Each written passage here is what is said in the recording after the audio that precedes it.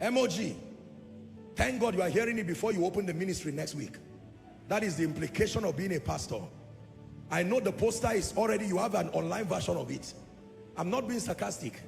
Good message for you. You know 7 dimensions of hearing the voice of God. Also learn how to die for Jesus. Learn how to die for Jesus. Let me tell you this. I'm a young man, but I have been privileged to be around a few crises, including post-election violence. When the violence happened in Jos, I was there. I was in town. There were a few uprisings that have happened in Zaria. I was there. There was a time at the height of what Boko Haram was doing in Maiduguri. I went to minister for NCCF. I was about to come and take a flight from Zaria to Abuja. True story. And then they canceled the flight. Then I think it was an airline called, well, I won't mention the name. They're no longer in existence now. But then they were there. I remember the driver, I asked him, I said, can you go to Maiduguri? Because the believers were happy. Nobody was going there for justifiable reason. I mean, you could die. And I told him, I said, I'm coming. It was the NCCF that time. I said, I will come. I told the man, I said, can you take me by road? He told me how much I will pay. I said, let's go. I passed Kano. It was less than 1 hour when there was a bomb blast. And I didn't stop the journey. We went to a place called Potiskum. And there they had closed because the military were protecting those areas. I'm not saying that to command sympathy. I'm saying somewhere in the journey of your life, you will be faced with a situation where you will choose between Jesus and this life. It is milder for others. Some never even experience it. But my goodness, for some, that is the last badge they carry as they transit. You are not a true Christian if you are not taught this. Are we together?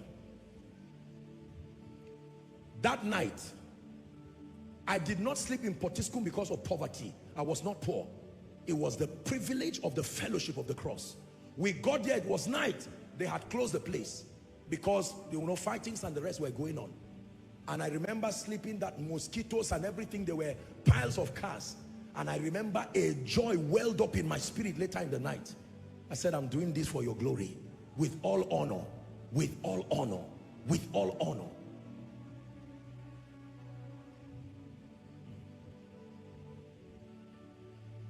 Is someone learning? I have decided to follow Jesus. I have decided, old song, but very powerful. I have decided to follow Jesus. No turning back, no turning back. I have decided to live for Jesus. I have decided to live for Jesus. I have decided to live for Jesus.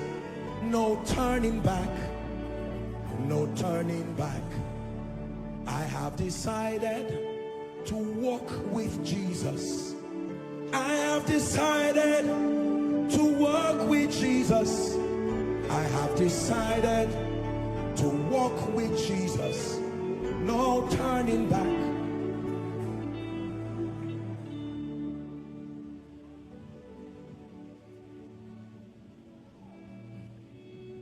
It's not a song, oh, it's a declaration. I hear there are many people who sing this song now. I hope that the people who sing it are ready to die for Jesus. If not, don't sing it yet. Keep it first. The day you die, then you can sing it. You die to your flesh. Many people sing it and it's just a jamboree. No. It's a declaration that if I serve him in life, glory be to God. But if death meets me as I serve him, let it be my honor. The hymn writer says, I will be a true soldier. I will die at my post. Every military man, go and ask the generals. Some of them never died in war. The next time you see a general, that is a testament of a man who fought many battles. Many battles. There are soldiers that started from NDA. Some did not finish. They died on the way. One time I went to Zaria and some of the soldiers that are around when we go, I went one time and I didn't see one of them again. And I was asking the friends, I said, where is this other person? And they all looked at one another and they said, he's gone.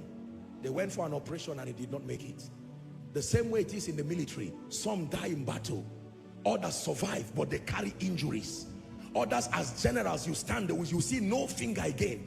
It went. Others live until they retire. Others die. That's why they hold them in honor. There are military men in hospitals today because they fought for our nation. That's how it is in the kingdom. Some will start. Others have gone. Like Dr. Miles Monroe. Oh dear, others have gone. Some finished. Some in active battle.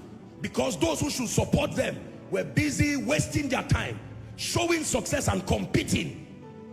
Others stood alone in battle and they died. Today is our turn. I wish I can talk to young men who are doing ministry.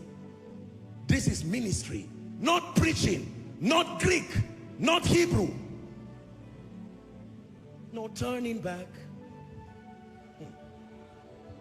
No turning back.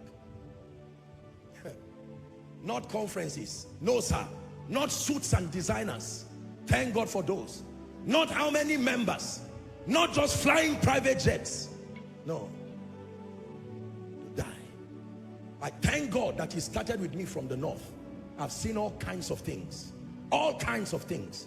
If I tell you I love Jesus, believe me. Koinonia, if you love Jesus, this is the price for being a disciple.